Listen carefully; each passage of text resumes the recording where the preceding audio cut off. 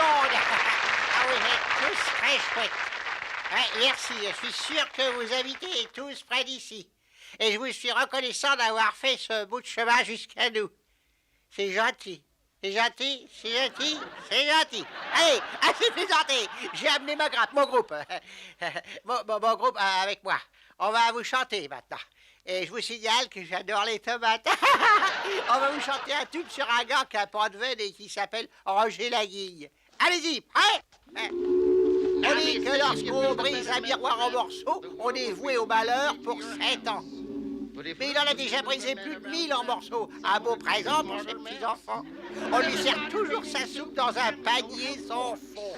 Ce qui fait que s'il veut manger, il doit lécher son pantalon. Au Mexique, lors d'un hold-up au casino, il a perdu 4000 pesos.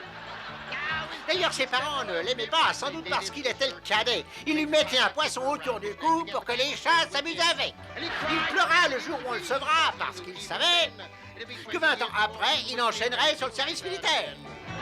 Son berceau était en équilibre sur le bord du balcon.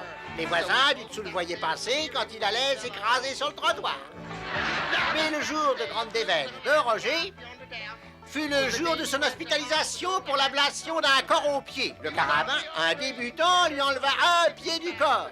On lui a donné des cannes anglaises, il aurait préféré des cannes à sucre. Il avait une tante milliardaire.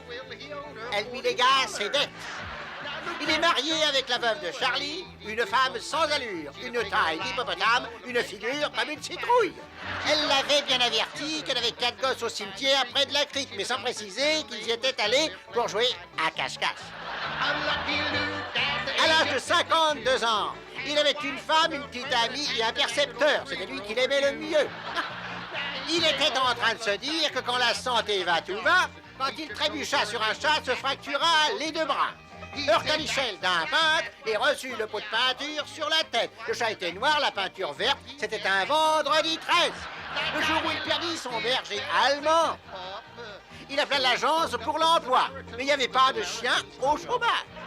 Une fois, il dut se rendre à l'étranger. Sa femme pensait qu'il prendrait l'avion. Il lui dit qu'avec une veine comme la sienne, il était trop jeune pour mourir. Il trouva plus prudent de prendre le bateau.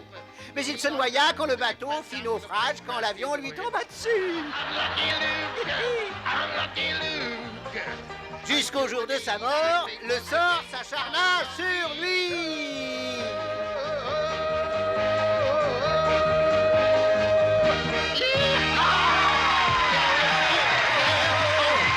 Ah bah du calme et dis donc un peu de tenue les filles, hein.